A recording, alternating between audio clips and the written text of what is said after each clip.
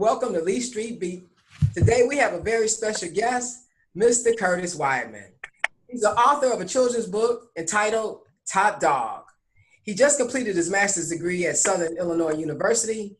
He's a very busy man. Curtis is the son of classmates of mine, and so there's history there. See the man, he's certainly familiar with the Wideman legacy. And S. Hacker, she's a college football fan, albeit she's an Alabama fan. Oh, they roll tide roll. Welcome. Welcome to Beat. Well, hello. Welcome, Curtis. I actually know your mother. She lives across the street from us, me and Sandra, when she's growing up. I see your Uncle Jerry, your Uncle Freddie, and I actually know your dad. So, you know, okay. Sounds with your elders, as we say. I know you have a brother too, don't you? Yeah. Of course.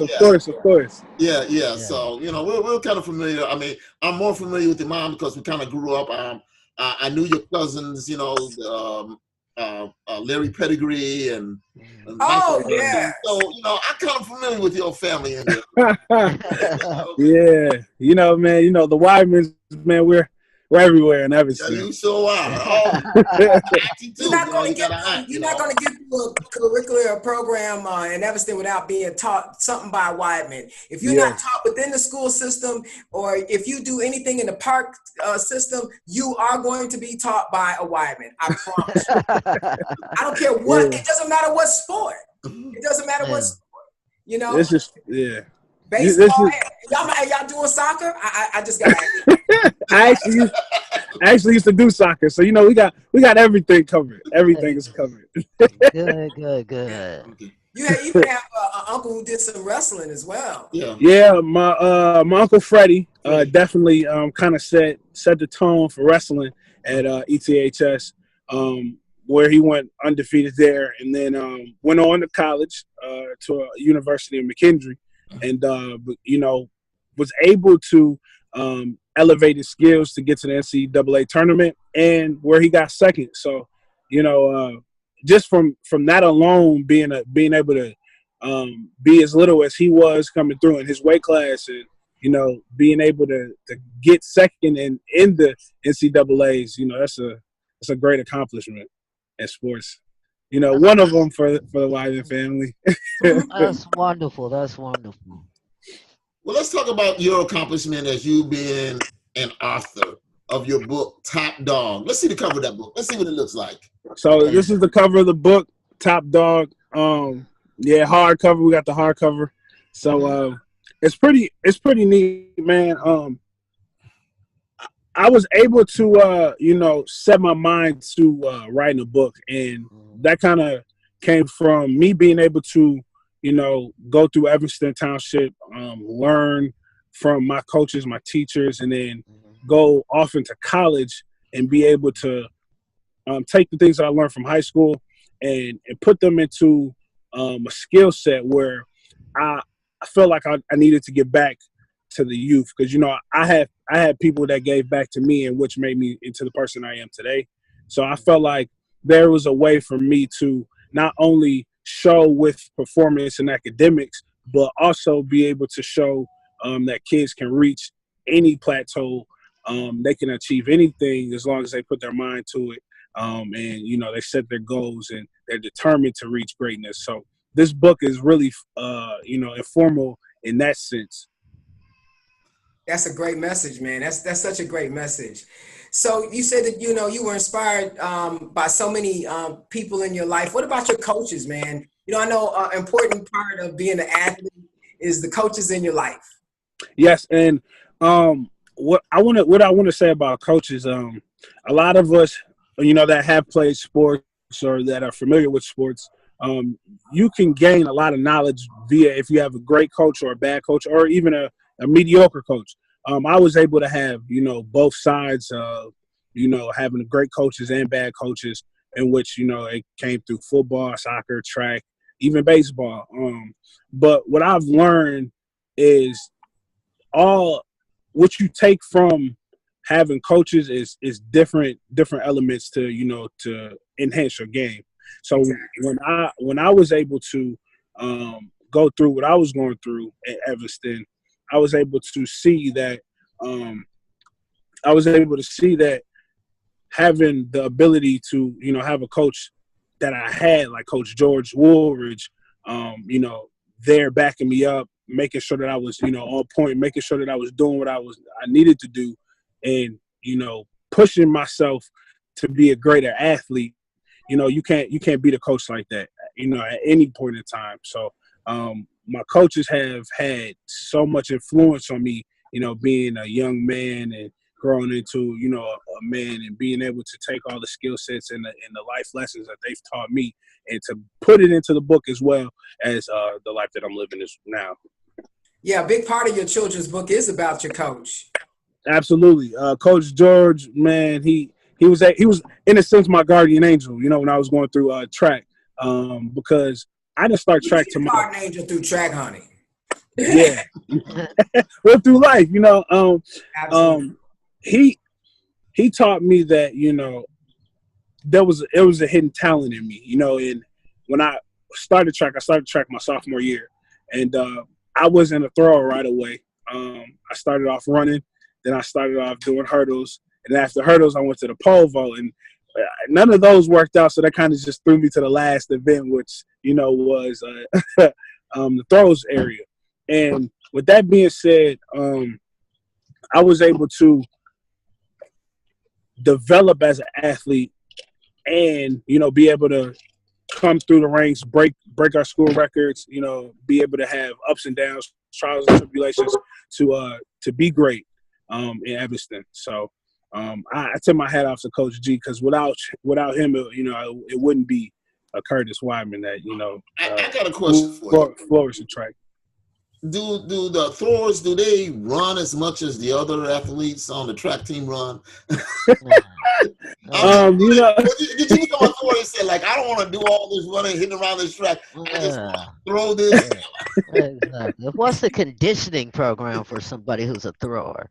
Okay, so in high school, I'll say this: in high school, it was mandatory that we run, but we didn't do a lot of conditioning.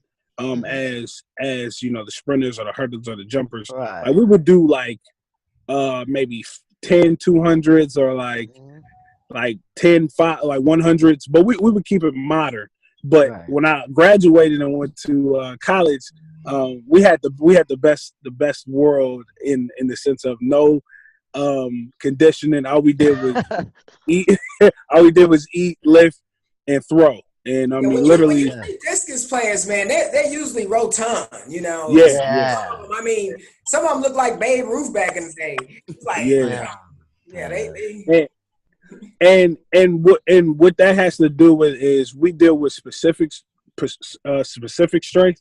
So, we're athletes that run, jump, and, you know, things like that, or things of that nature. They have to condition their bodies in a different sense to run long, or to, you know, to run short distance. Need no cardio. We don't need to do that. All we need we need to yeah. So it's more so, man. I know you're not going to succumb to that.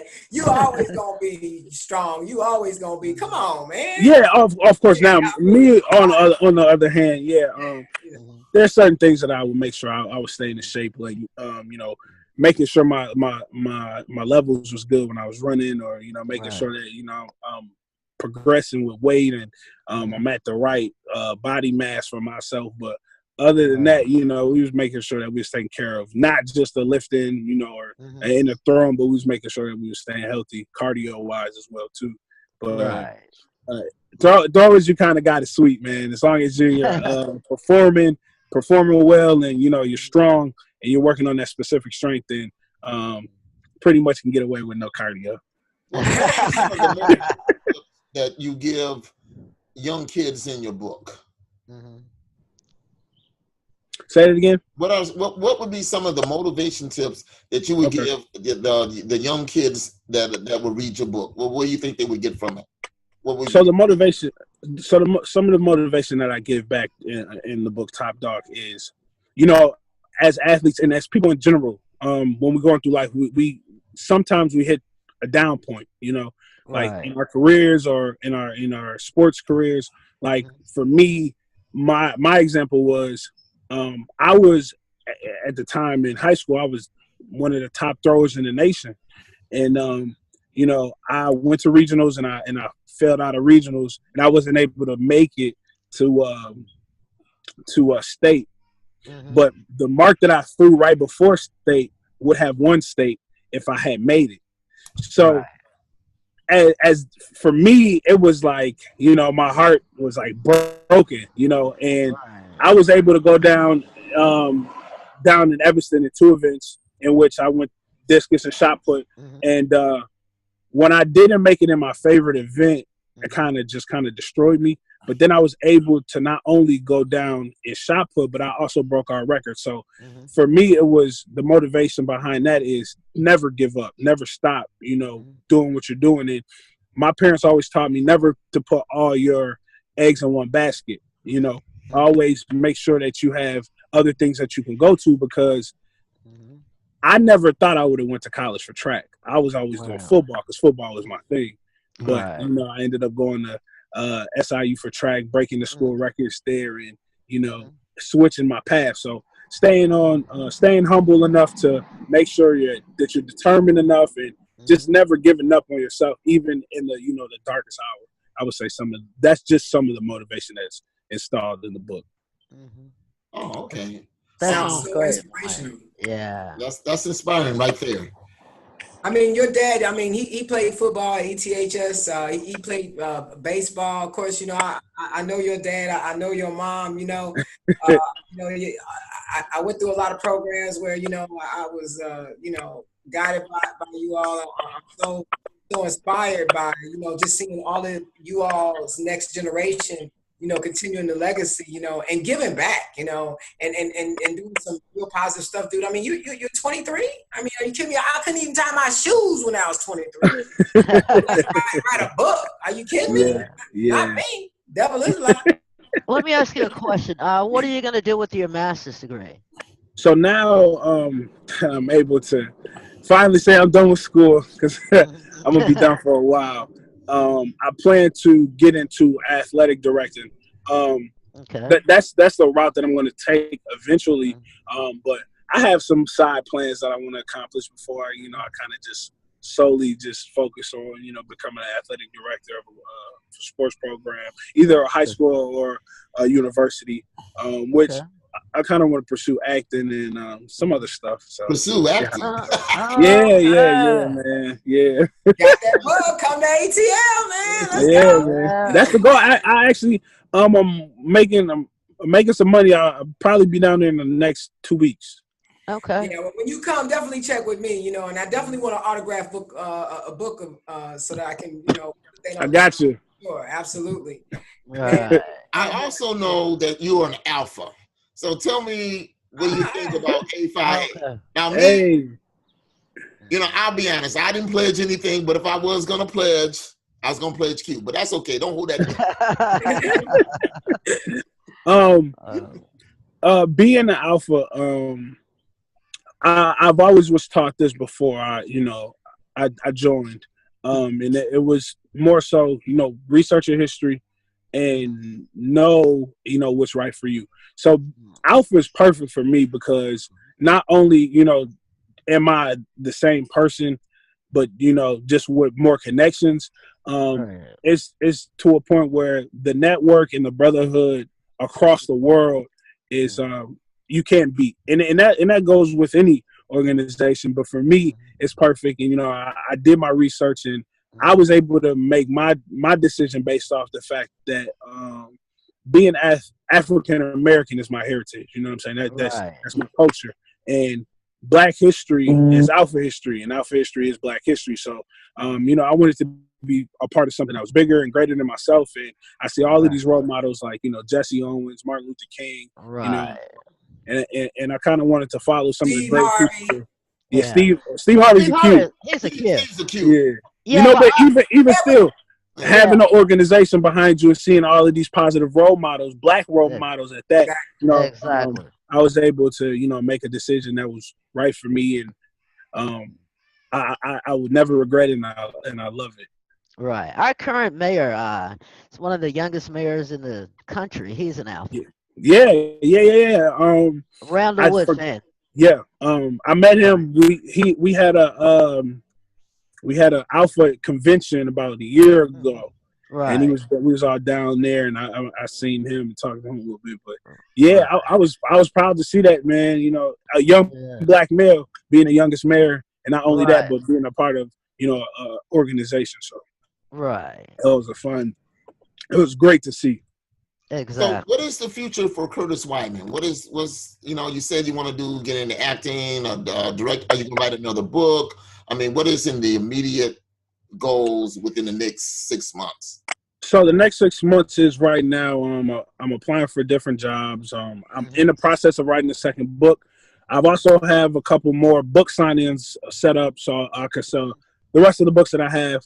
And other than that, I'm thinking about it's been on my mind, kind of going back to training for a little bit because I miss it. I'm not gonna lie, I definitely miss track, but as of right now, getting stable into a place where I can put money forth to complete another book, sequel to Top Dog, and being able to keep spreading the word about positive messages with the youth. Other than that, we're just working, we're grinding, man, just making sure that we can supply and sustain a great life. That's the goal. Great. Sounds great, man. Sounds great. Well, congratulations on your book. Congratulations on your future. Us old timers, me, Sandra, and S Hacker, we're so proud that our young legacy is coming. For me and Sandra, alumni of ETHS and some of the other Chicago schools here, we're proud of you. That's all I want to say. We're proud of you. I'll probably see your uncle today. I'll see Jerry sometime today, right by his house. I'm gonna tell him because I gotta tell him about our podcast, and I want him and Carol to tune in, and so I know I got 2 more viewers because they want to hear what they definitely got to say. I also want to tell your mother we said hello. We appreciate it. She done well. Your dad and your mom done well. They done well having wonderful children. So we're proud of you. That's all I got to say. What you got to say about Sandra? I know you're proud. Thank you so much. I'm just whoa, just whoa. And she's woke too. Real talk. I mean, it's just so much good. When I look at the four of us, when I think about, you just got your master's degree. I got my master's degree. Everybody over here, S Hacker, Tita, man, we all degreed up. Just so proud of us and you, being, younger and continuing the legacy, the foundations that we received in Evanston continues to live on, and the fact that you want to go out there and teach us over there at Foster, how to teach our kids, man, and participate in some of these church programs and stuff like that. I just love to hear that, man. It warms my heart. It makes me proud, and I'm just grateful and thankful that you chose us, to spend some time with, man, and let us know what's going on as you continue and write more books. Please let us know. Please stop by. You're always welcome here. Absolutely. Thank you so much. And, I'm great. I'm grateful, to have, older great influences on me, even still to have the community still behind me, and being able to share, their stories, their experiences, and, just provide peace, love, and great guidance. I mean, we thugs about you, bro. We with you good or bad. We thugs about you. You can go on church and dodge and shoot somebody, and we got you, dog. You know what I'm saying? Right. We like that, man. We ride or die, dog. You know what I'm saying? We think like that. Thank you for letting us talk to you on these streets. We'll update you. When we have it up on the website, we're gonna try to have it up in a couple of days. And thank you very much for giving us the opportunity to interview somebody who's up and coming and who's one of the future of this society. And we thank you very much. So this is Beat. Tune in, and for people who don't know, that's spelled LeeStreetBeat.com. That's where you can find us at. How can they hit you up on social media, Curtis? Instagram, In the Life of Curtis, that's me. Facebook, Curtis Wideman. Snapchat, Curtis Wideman. I'm all over. Curtis Wideman for C Wideman for Twitter. So just make sure you guys, spread the word, and and thank you guys for the opportunity. No problem. It was nice meeting you.